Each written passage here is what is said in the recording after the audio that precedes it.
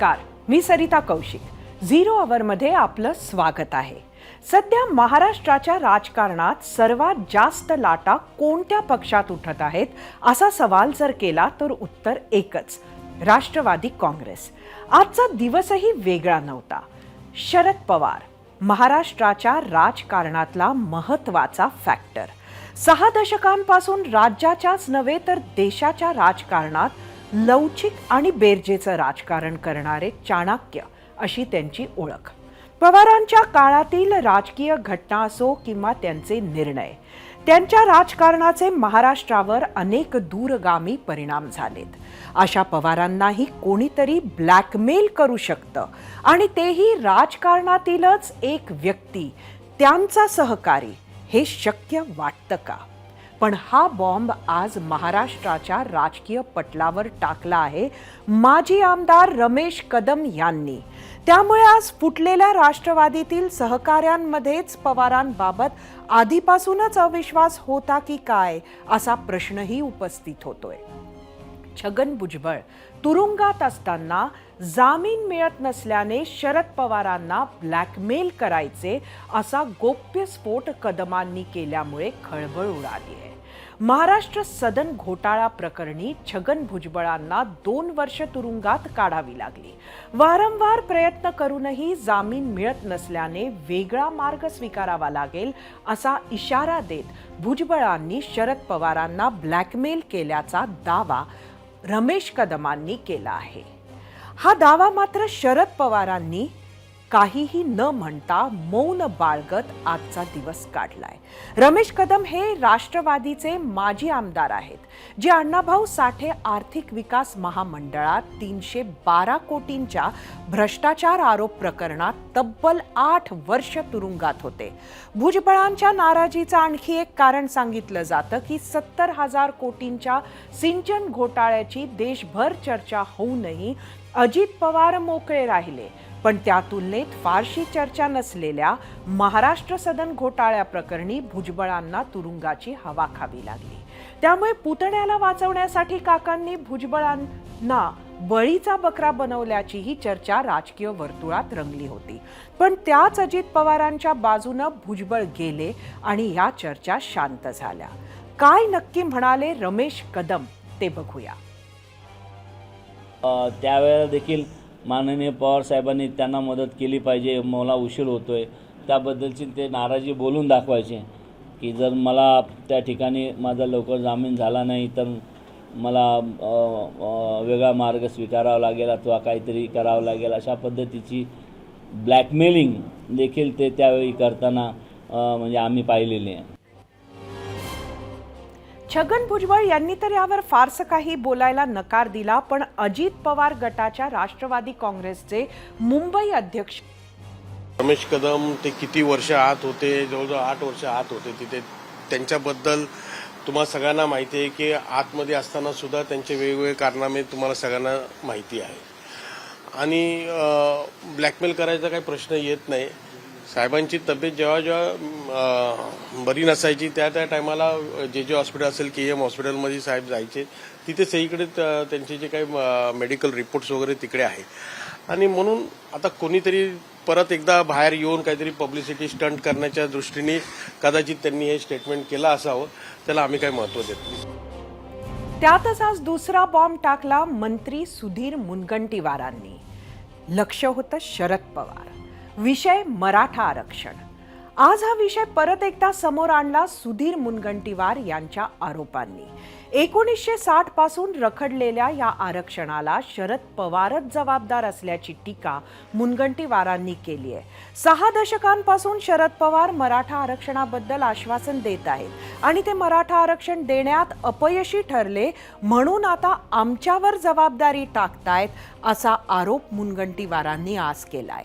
काही मराठा नेत्यांनी हाच सवाल अनेक वेळा आधीही केला की शरद पवारांनी मराठा आरक्षणासाठी काय केलं.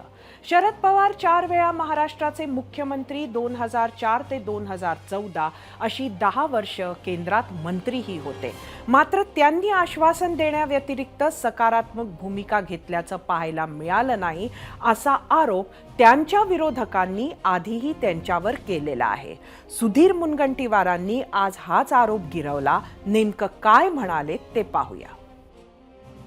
शरद पवार म्हणालेले आहेत की आगामी 30 दिवसांमध्ये मराठ्यांच्या आरक्षणाचा मार्ग खुला होईल. काय शक्यता काय वाटते? काही असं एकदम जादूची कांडी फिरेल आणि असं काही होऊ शकेल? याच्यावर त्यांनाच विचारलं पाहिजे. ते 1 मे 1960 पासून हेच सांगत त्यांनी आता आमच्यावर जबाबदारी टाकली आहे. कारण त्यांच्या लक्षात आलं की ते मराठा आरक्षण देण्यामध्ये असमर्थ ठरले, म्हणून त्यांनी आता आमच्यावर टाकली आहे. ते एकनाथ शिंदेंच्या नेतृत्वामध्ये आमचा एक मर्द मराठा मुख्यमंत्री आहे. त्या नेतृत्वामध्ये प्रश्न सोडवण्यासाठी दोन्ही उपमुख्यमंत्री महोदय हे देवेंद्रजी आणि अजित पवारजी हे एकत्र बसून सर्वांना सोबत घेऊन पुढे जाणार. मराठा आरक्षणावरून शरद पवारांवर निशाणा साधणाऱ्या सुधीर मुनगंटीवारांच्या या वक्तव्यावरूनच आम्ही तुम्हाला एक प्रश्न विचारला होता. तो प्रश्न पाहण्यासाठी आपण जाऊया आपल्या पोल सेंटरला. आजचा आमचा प्रश्न होता, मराठा आरक्षण देण्यात शरद पवार अपयशी ठरले म्हणून जबाबदारी या सरकारवर टाकत आहेत. मुनगंटीवारांचा आरोप तुम्हाला पटतो का? तुम्हाला सांगायचं होतं होय किंवा नाही. मराठा आरक्षण हा एकच विषय नाही.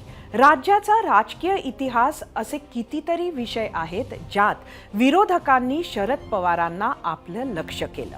राज्यात कुठलीही मोठी घडामोड किंवा वाद किंवा गैरव्यवहार दिसला तर त्याचा संबंध थेट शरद पवारांशी जोडला जायचा. पवार यांनीही अशा गोष्टींवर स्पष्टीकरण देत आपला वेळ घालवला नाही. त्याचा परिणाम खऱ्या खोट्या सगळ्या गोष्टी आख्यायिका बनल्या. 2003चा सर्वात मोठा स्कॅम अशी ओळख मिळवलेल्या तेलगी घोटाळ्याच्या वेळीही असंच झालं होतं. यात शरद पवार आणि छगन भुजबळ यांची नावं जोडली गेली. पुढे काहीच सिद्ध झालं नसलं तरी राष्ट्रवादीला आणि भुजबळांना याची राजकीय किंमत चुकवावी लागली. खरं तर शरद पवार भुजबळांच्या नात्यामध्ये दरी ही त्याच वेळी आली का, हे आत्ता केलेल्या काही वक्तव्यांवरून वाटतंय. आजच्या या सर्व आरोप प्रत्यारोपाला 20 वर्षाआधीच्या त्या प्रकरणाची किनार आहे का, असं भुजबळांच्या बीडमधील सभेनंतर वाटू लागलं. या निमित्तानं त्यावेळी नेमकं काय झालं याबद्दल अधिक जाणून घेऊयात 0 आवरच्या या स्पेशल रिपोर्टमधून.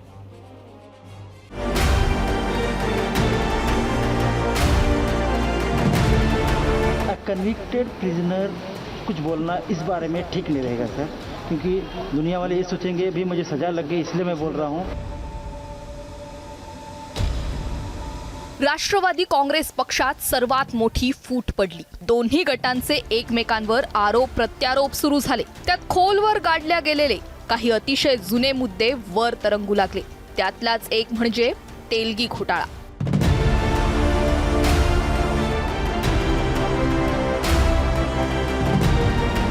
30,000 कोटींच्या या घोटाळ्याचा मास्टरमाइंड होता अब्दुल करीम तेलगी. 90च्या दशकात बनावट स्टॅम्प पेपर घोटाळ्याचं जाळं देशभर पसरलं होतं. 2001 साली म्हणजेच 22 वर्षांपूर्वी हा घोटाळा उघडकीस आला आणि महाराष्ट्रासोबत देश हादरला. तेलगीनं स्वतः नार्को टेस्टमध्ये शरद पवार, छगन भुजबळ यांची नावं घेतल्यानं वातावरण आणखीनच तापलं.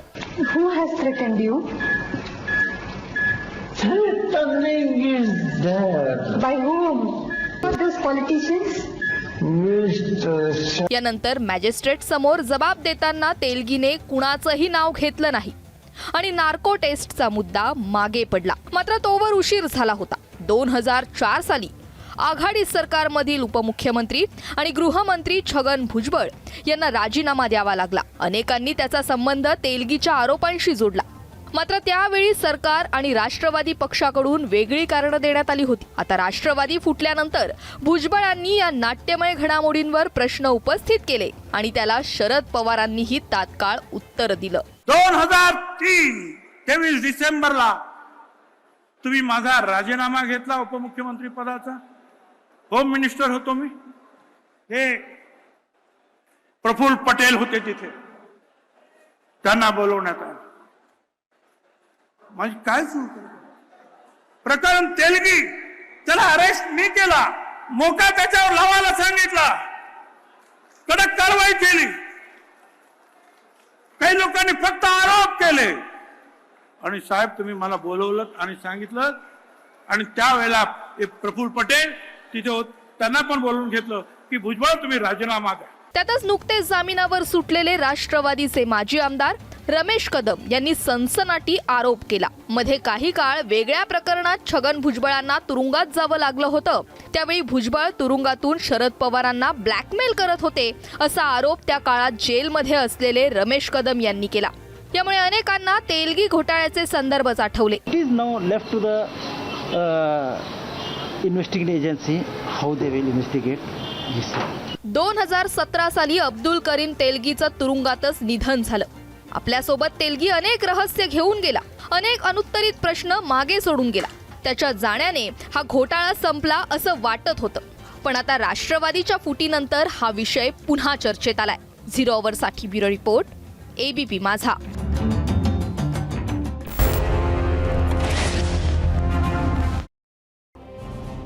एकीकडे भाजपचे मंत्री मुनगंटीवार शरद पवारांवर हल्लाबोल करत असताना दुसरीकडे भाजप समर्थक अपक्ष आमदार रवी राणांनी मोठा दावा केलाय. शरद पवार पुढील 15 ते 20 दिवसात नरेंद्र मोदींना पाठिंबा देतील असं वक्तव्य रवी राणांनी केलंय. फडणवीस हे मुख्यमंत्री होते, आता उपमुख्यमंत्री झाले. अजितदादा विरोधी पक्षनेते होते, ते आता उपमुख्यमंत्री झाले. त्यामुळे राजकारणात काहीही शक्य आहे असं मत आमदार रवी राणांनी व्यक्त केलंय. तर शिवसेना आमदार संजय शिरसाट यांनी चुकीचे दावे करून आपले महत्त्व वाढवण्याचा प्रयत्न करू नये असा टोला राणांना लगावलाय. शरद पवारांबाबत विचारलेल्या प्रश्नावर आपण काय प्रतिक्रिया दिल्यात त्या प्रतिक्रिया पाहण्यासाठी आपण आता जाऊया आपल्या मीडिया सेंटरला. आजचा आपला प्रश्न होता, मराठा आरक्षण देण्यात शरद पवार अपयशी ठरले म्हणून जबाबदारी या सरकारवर टाकत आहेत. मुनगंटीवारांचा आरोप पटतो का? उज्ज्वल कुमार मस्के यांनी एक्सवरून प्रतिक्रिया दिली आहे. केंद्रात अपयशाला पंडित नेहरू, राज्यात अपयशाला पवार जबाबदार. हे सध्याच्या केंद्र आणि राज्य सरकारचे रडगाणे केव्हाच संपणार नाही. एक्सवरून गोपाळ दंडगव्हाळे, सत्ता असताना मराठ्यांना आरक्षण दिले असते तर मराठा समाजावर आंदोलनाची वेळ आली नसती आणि मराठ्यांचं राजकारण करता आलं नसतं. यूट्यूबवरून रमेश ढवळे, आम्हाला आरक्षण हवं आहे. यूट्यूबवरून राज इंगळे, शरद पवार भाजपची बी टीम आहे. यूट्यूबवरून मनीष बोरकर, सर्वच मराठा समाज गरीब नाही, त्यामुळे आर्थिक निकषावर आरक्षण मिळावं ही पवारांची भूमिका होती, त्यामुळे त्यांना दोष का द्यावा. फेसबुकवरून अतिश सकपाळ, त्यांना नाही जमलं, तुमच्यावर टाकलं, मग तुम्ही आता सरकारमध्ये आहात, मग द्या की आरक्षण, कशाला जनतेमध्ये राग द्वेष वाढवत आहात. फेसबुकवरूनच भरतदादा पाटील, त्यांनी चूक केली म्हणून सत्तेबाहेर आहेत, तुम्ही तरी सुधारा. फेसबुकवरूनच अरुण काळे, नेमकं मराठ्यांना आरक्षण कुठून देणार हे सांगाल का, की उचलली जीभ लावली टाळ्याला. इंस्टाग्रामवरून शरद धोत्रे, कोण कमी पडलं, कोणी काय केलं माहिती नाही, आता तुम्ही काय करणार ते सांगा. आजच्या या आरोपांवर बोलायला 0 आवरमध्ये आपल्यासोबत आहेत राष्ट्रवादी काँग्रेसच्या खासदार सुप्रिया सुळे, ज्यांच्याशी आमच्या प्रतिनिधी मनश्री पाठक यांनी थोड्या वेळापूर्वीच बातचीत केली आहे.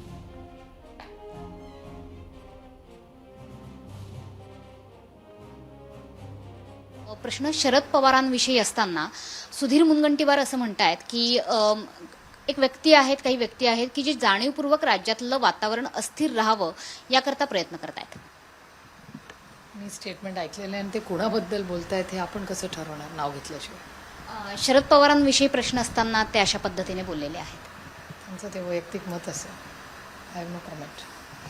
सध्याचा जो विषय आता चर्चेला आलेला आहे की माजी आमदार रमेश कदम असं म्हणतात की छगन भुजबळ हे शरद पवारांना जेलमध्ये असताना ब्लॅकमेल करत होते.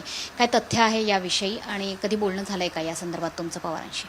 एकतर श्री छगन भुजबळ हे माझ्यापेक्षा वयाने खूप मोठे आहेत आणि त्याच्यामुळे त्यांच्या कुठल्याही विधानाबद्दल मी ठरवलं आहे की ते वयापेक्षा मोठे आहेत आणि माझ्यावर झालेल्या संस्कारावर ज्या व्यक्तीबरोबर कधीही आपण एकत्र राहिलो असेल, काम करत असो, त्या व्यक्तीने कितीही वार केले तरी माझ्या संस्कृतीमध्ये आपल्या वयापेक्षा मोठ्या माणसांवर आपण उलट उत्तर द्यायचं नसतं. त्याच्यामुळे मी ह्याच्यावर उत्तर काही देणार नाही.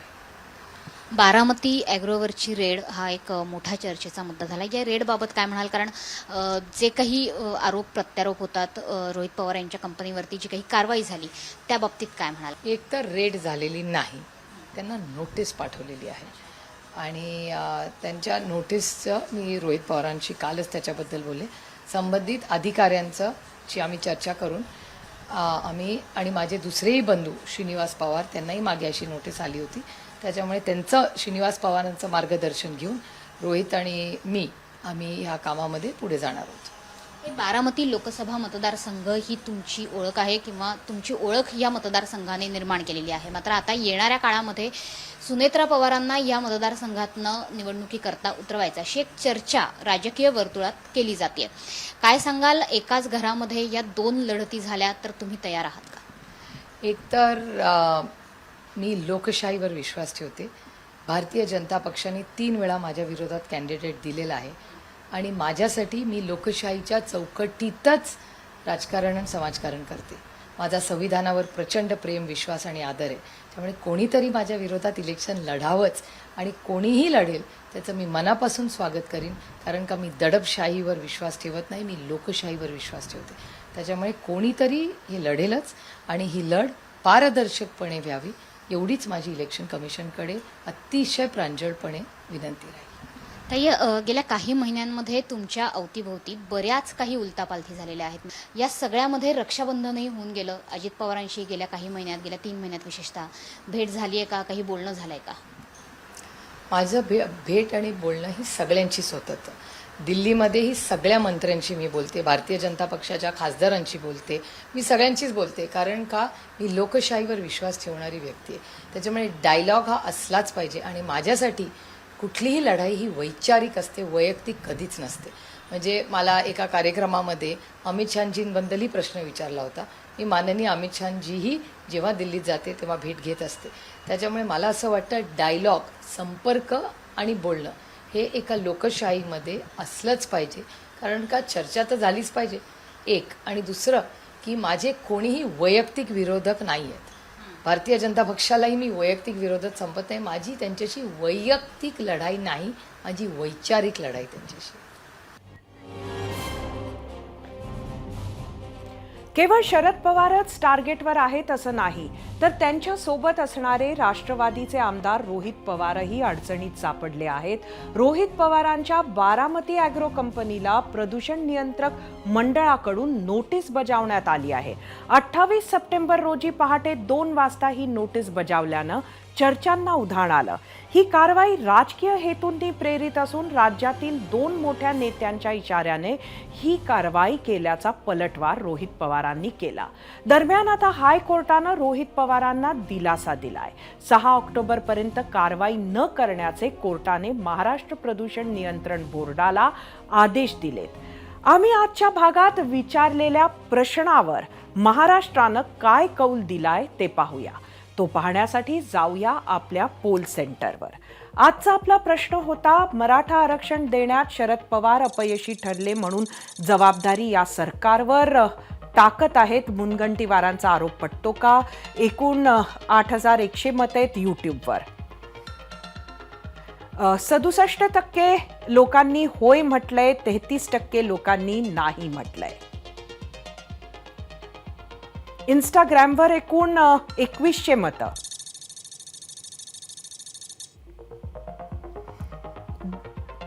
68% लोकांनी होय म्हटलंय, 32% लोकांनी नाही म्हटलंय.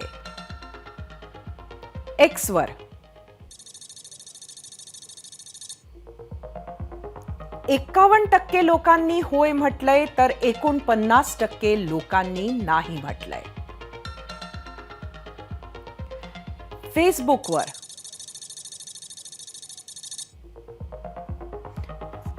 44% लोकांनी होय म्हटलंय तर 56% लोकांनी नाही म्हटलंय.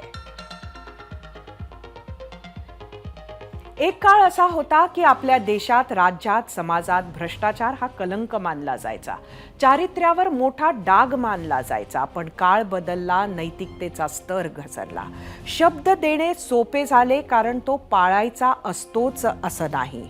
बिच्चारी विचारधारा ती फक्त भाषणापुरती उरली कारण भ्रष्टाचार हाच शिष्टाचार बनत गेला. एखादं साधं वैध सरकारी काम लाच दिल्याशिवाय होणारच नाही याचा अनुभव आणि खात्री जनतेला पटू लागली.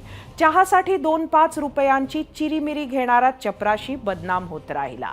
कंत्राट मिळवण्यासाठी लाच देणारा आणि घेणारा बदनाम होत राहिला. सिग्नलवर अडवून तोडपाणी करणारा पोलीस बदनाम होत राहिला. आणि पत्रकारांना धाब्यावर न्या हे सांगणं अगदी सहज वाटू लागले. पण शेकडो, हजारो, लाखो, कोटींचा अपहार करणाऱ्यांना आपण आदर्श, महान मानू लागलो. देशाचा, जनतेच्या हिताचा ज्यांनी विचार करायचा त्यांच्यावरच घर भरल्याचा आरोप होऊ लागला.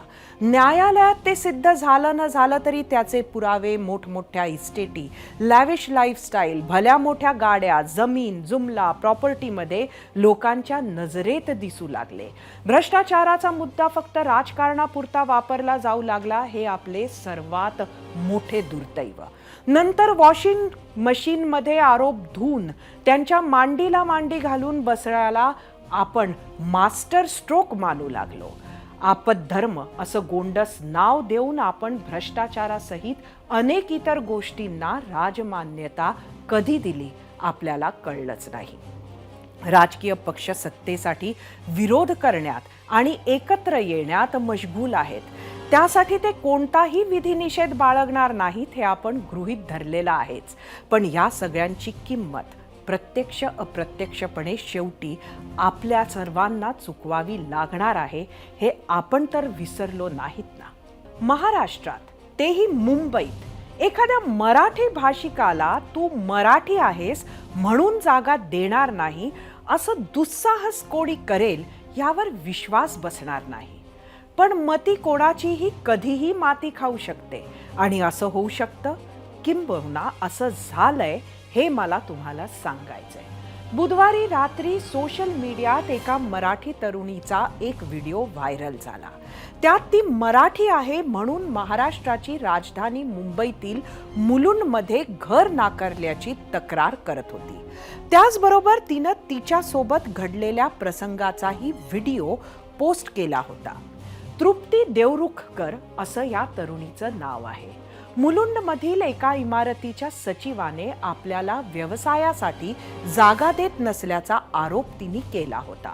काही तासांमध्येच मनसेनं सचिवांना आपल्या स्टाईलनं उत्तर दिलं तर त्या सचिवानं महिलेची माफी मागितली. गेल्या 48 तासांमध्ये घटनेनंतर राजकारणही तापलं. त्याच महिलेनं आज शिवतीर्थावर जाऊन मनसे अध्यक्ष राज ठाकरेंची भेट घेतली. शिवाय संध्याकाळी माजी मंत्री जितेंद्र आव्हाडांचीही भेट घेतली. सध्याचे एकंदरीत वातावरण बघता ह्यात राजकारण येणे आहेच. खासदार संजय राऊत यांनी घटनेचे शिंदे फडणवीस सरकारवर खापर फोडलं. त्यावरच होता आजचा आपला दुसरा प्रश्न. तोच पाहण्यासाठी जाऊयात आपल्या पोल सेंटरला.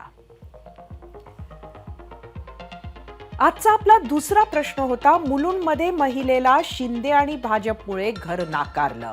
राऊतांनी केलेल्या या वक्तव्याशी आपण सहमत आहात का? आपल्याला सांगायचं होतं होय किंवा नाही.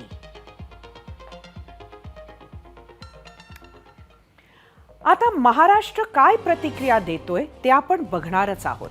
मात्र मुंबईतील मुलुंडमध्ये नेमकं काय घडलं? हा वाद कसा सुरू झाला? मराठी भाषिक म्हणूनच घर नाकारलं?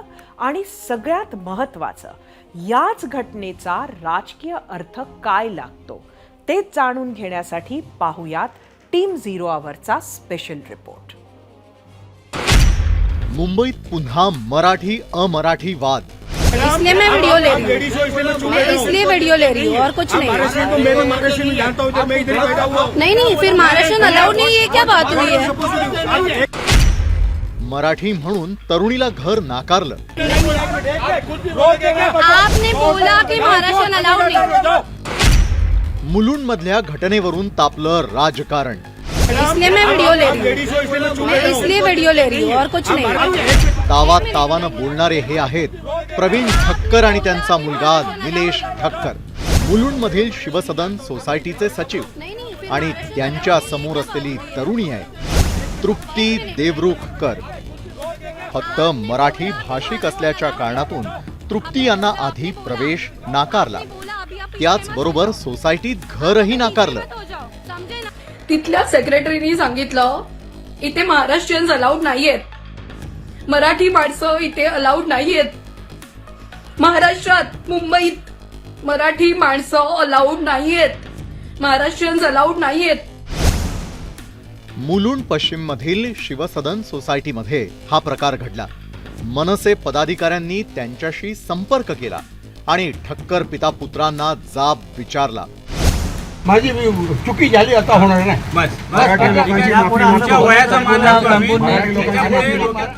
इतकंच नव्हे तर ठक्कर पिता पुत्रांविरोधात गुन्हाही दाखल केला.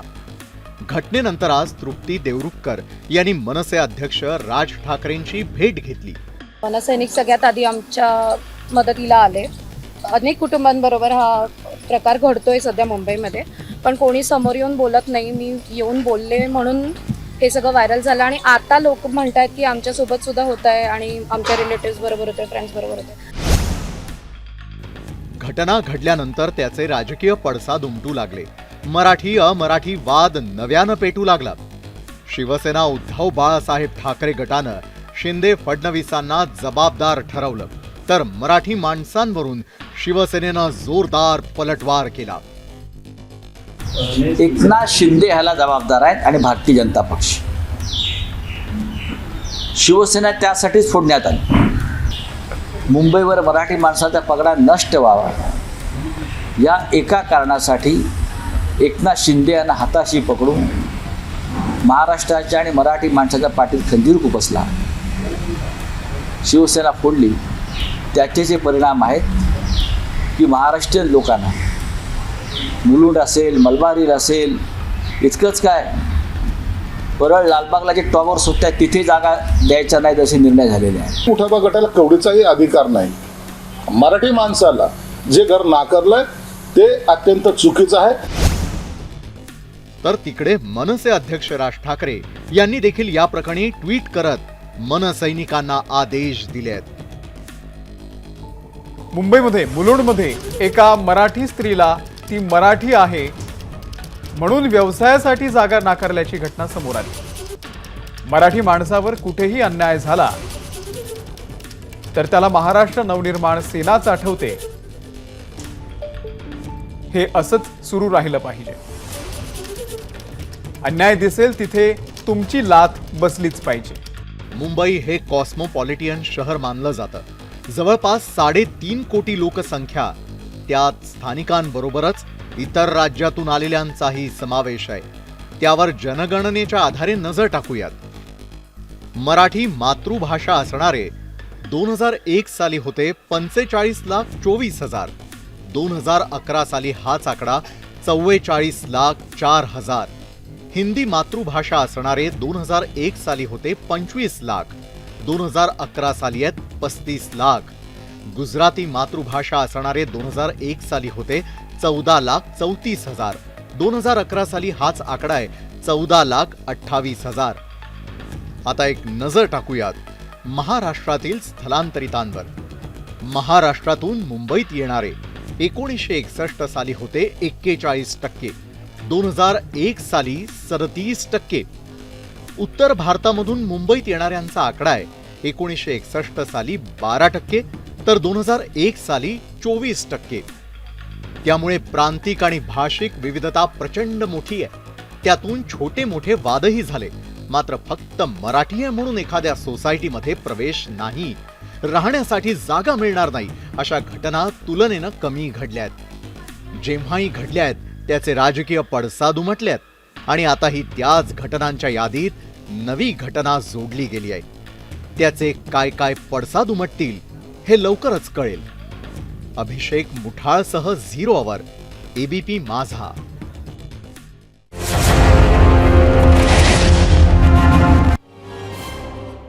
भारतात भाषावार प्रांतरचना आहे हा इतिहास आपल्याला सगळ्यांना माहिती आहे.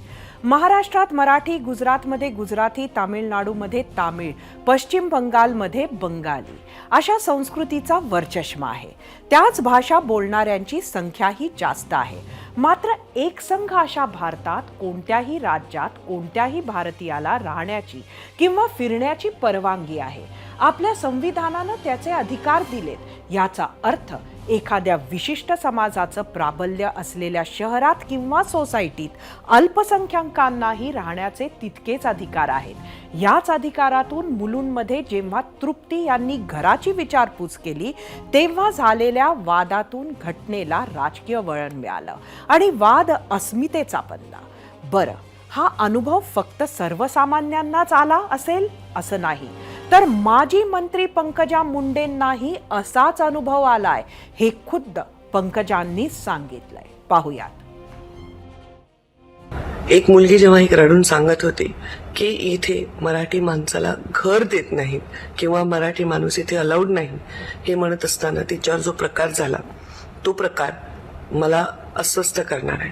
कारण जेव्हा माझं सरकारी घर सोडून मला घर घ्यायचं होतं तर हा अनुभव मलाही बऱ्याच ठिकाणी आला की मराठी लोकांना आम्ही इथे घर देत नाही.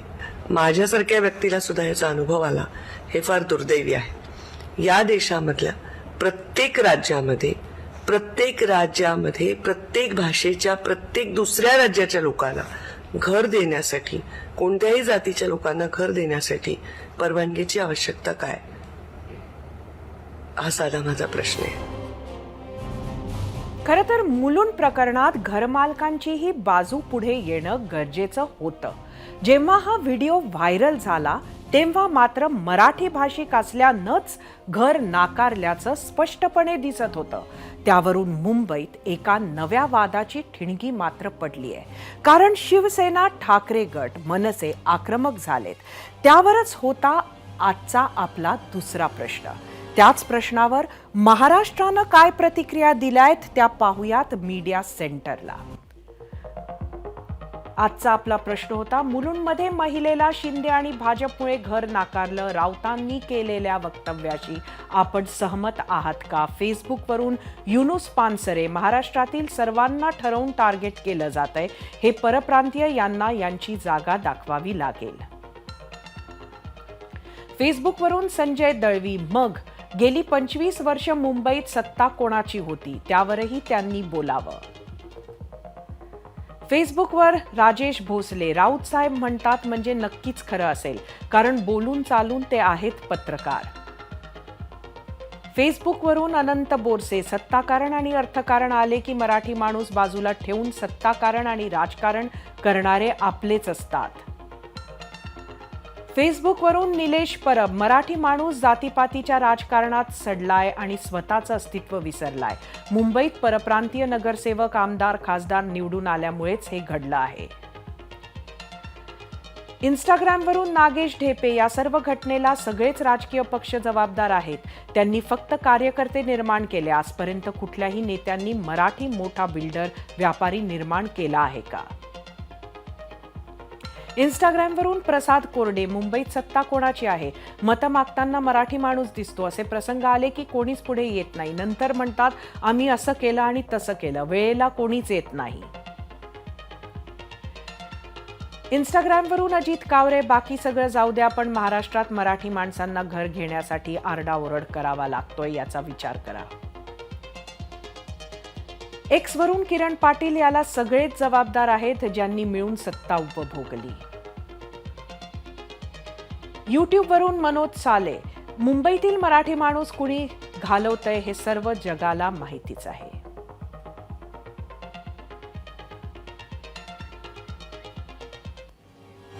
महाराष्ट्राच्या अशा प्रतिक्रिया काही पहिल्यांदाच उमटल्या असतील असं नाही. या आधीही महाराष्ट्रावर ही वेळ आलीच होती की फक्त मराठी भाषिक आहे किंवा एका विशिष्ट समाजाचा आहे म्हणून घरं नाकारली आहेत. घटना 1999 सालची. तालमा किवाडी कोऑपरेटिव्ह हाऊसिंग सोसायटीनं फक्त कंसारा सारस्वत ब्राह्मणांना घर देण्याचा निर्णय घेतला होता, पण कोर्टानं महाराष्ट्र कोऑपरेटिव्ह कायदा आणि ओपन मेंबरशिप प्रमाणे सोसायटीचा निर्णय अवैध असल्याचं म्हटलं. त्यानंतर 2000 सालीही चेंबूरमधील सेंट अँथनी कोऑपरेटिव्ह हाऊसिंग सोसायटीनं रोमन कॅथलिक समाजातील लोकांशिवाय कोणालाच घर देणार नाही अशी भूमिका घेतली. त्यावरही हायकोर्टानं जोरदार ताशेरे ओढले होते. पुढे 2016 आणि 2017 सालीही वसईमध्ये एका विशिष्ट समाजाचा असल्यानं घरं नाकारली होती. 9 ऑक्टोबर 2020 मराठीत बोलण्यास नकार देत मुंबईतील कुलाब्यातील एका सराफानं लेखिका शोभा देशपांडे यांना अपमानास्पद वागणूक देत दुकानातून हुसकावून लावलं होतं. तर 2021 साली मीरा रोडमध्ये मराठी असल्यानं घरं नाकारलं होतं. त्यावेळी अशा घटनांनी जोरदार प्रतिक्रिया उमटल्या होत्या. त्यामुळे आजच्या घटनेवर अशाच आक्रमक प्रतिक्रिया उमटल्या नसत्या तर नवल वाटलं असतं. महाराष्ट्रानं दिलेल्या आक्रमक प्रतिक्रियांनंतर आता वेळ झाली आहे आपला आजचा पोल पाहण्याची आणि त्यासाठी जाऊयात आपण आपल्या पोल सेंटरला. आजचा आपला प्रश्न परत एकदा सांगते तुम्हाला. मुलुंडमध्ये महिलेला शिंदे आणि भाजपमुळे घर नाकारलं. राऊतांनी केलेल्या वक्तव्याशी आपण सहमत आहात का? यूट्यूबवर आपल्याला 45,000 मतं. 77% लोकांनी होय म्हटलंय, 23% लोकांनी नाही म्हटलंय. एक्सवर 1,500 मतं. 65% लोकांनी होय म्हटलंय, 35% लोकांनी नाही म्हटलंय. इंस्टाग्रामवर 4,500 मतं. 62% लोकांनी होय म्हटलंय, 38% लोकांनी नाही म्हटलंय. मुंबई महाराष्ट्रात मराठी अस्मिता फक्त समाज म्हणूनच नाही तर राजकीय दृष्ट्याही महत्त्वाची ठरते. 80च्या दशकात बाळासाहेब ठाकरेंनी मुंबईत शिवसेनेची स्थापना केली. मात्र जेव्हा त्यांनी भूमिपुत्रांसाठी म्हणून दक्षिणेतून स्थलांतरित झालेल्यांविरोधात लढा सुरू केला तेव्हा शिवसेनेला जनमानसातून समर्थन वाढलं. पुढे राज ठाकरेंनीही मनसे स्थापन केल्यानंतर वरचढ होऊन पाहणाऱ्या उत्तर भारतीयांविरोधात आक्रमक आंदोलनं त्यांनी केली. नंतर मराठी पाट्यांचे आंदोलन ही अनेक वर्ष मनसेनं चालवले. त्यामुळे राज यांच्या बरोबर मराठी मनं जोडल्या गेली. मात्र मुंबईचा विचार केला तर आजची स्थिती बदलली आहे. मुंबई महापालिकेत असलेल्या 227 नगरसेवकांपैकी 72 नगरसेवक अमराठी होते. ही आकडेवारी 2017च्या निकालानंतरची आहे. त्याच 72 पैकी 24 गुजराती तर 14 उत्तर भारतीय होते, 5 दक्षिण भारतीय तर 3 ख्रिश्चन. त्यामुळे मुंबईत मराठी मतदारांचा प्रभाव असला तरी मात्र इतर समाजाच्या उमेदवारांची आणि चांगल्या माणसांची ओळख परख मराठी मनालाही आहे. पण हीच जाणीव इतर समाजातील लोकांनाही असणे गरजेचं आहे. तसं बघितलं तर एका भारतीय व्यक्तीला देशाच्या कोणत्याही कानाकोपऱ्यात कलम 370 रद्द केल्यानंतर अगदी जम्मू काश्मीरातही जाऊन संपत्ती विकत घेऊन राहण्याची परवानगी आहे. त्यामुळे एखादा विशिष्ट भाषिक किंवा अल्पसंख्याक आहे म्हणून घरं जमीन नाकारण्याचे अधिकार कुणालाही नाहीत. त्यातही हा नकार जर द्वेषातून दिला जात असेल तर त्याला शासन होणं तितकंच गरजेचं आहे. राहिला मुलुंडच्या घटनेचा प्रश्न, तर त्यावर कारवाईला सुरुवात झाली आहे. ज्या ठक्कर पितापुत्रांनी मराठी भाषिक महिलेला घर नाकारलं त्यांच्यावर गुन्हा दाखल झालाय. ठक्कर यांचं सोसायटीतील सचिव पदही काढून घेतलंय. या भागात थांबत असताना पुन्हा एकदा आठवण करून देते, भारत माझा देश आहे. सारे भारतीय माझे बांधव आहेत. हे फक्त शैक्षणिक उपक्रमासाठी नाही तर विकसित समाज घडवण्यासाठी आहे. त्याचं आचरण करा, त्यातूनच विकसित भारताची निर्मिती होईल. दसरा सण अवघ्या 25 दिवसांवर येऊन ठेपलाय आणि महाराष्ट्रात चर्चा सुरू झालीये शिवसेनेच्या दसऱ्या मेळाव्याची.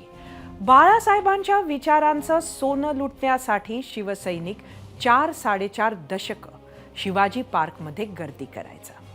त्यामुळे दसरा मेळाव्याचं सामान्य शिवसैनिकासाठी वेगळं महत्त्व आहे. बाळासाहेबांनंतर ती परंपरा सुरूच राहिली. मात्र गेल्या वर्षी शिवसेनेत फूट पडली आणि गोष्टी बदलल्या. इतर गोष्टींसारखाच दसरा मेळाव्याच्या मैदानासाठी गेल्या वर्षी ठाकरे शिंदे गटात जोरदार संघर्ष झाला. अखेर उद्धव ठाकरेंना शिवाजी पार्कवर सभेची परवानगी मिळाली, तर एकनाथ शिंदेंनी BKCत दसरा मेळावा भरवला. तसाच संघर्ष यंदाही होण्याची शक्यता आता निर्माण झाली आहे. कारण शिवाजी पार्कवर मेळावा घेण्याच्या परवानगीसाठी दोन्ही गटांनी महापालिकेत अर्ज केले आहेत. शिंदे गटाच्या सदा सरवणकर यांनी तर ठाकरे गटाच्या स्थानिक नेत्यांकडून पालिकेला परवानगीसाठी पत्र देण्यात आलंय.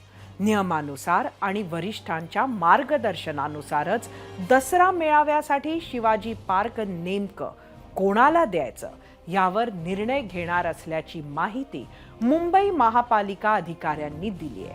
तर शिवाजी पार्क आपल्यालाच मिळेल असा विश्वास दोन्ही गटांनी व्यक्त केलाय. त्यामुळे शिवाजी पार्कवर यंदा कुणाचा आवाज घुमणार, ठाकरेंचा की शिंदेंचा, याकडे सर्व शिवसैनिकांचे डोळे लागले असतील. याचं उत्तर लवकरच आपल्याला मिळेल. 0 आवरमध्ये आता इथेच थांबूयात. सोमवारी रात्री 7:56 पुन्हा भेटूयात. ABP माझा, उघडा डोळे बघा नीट.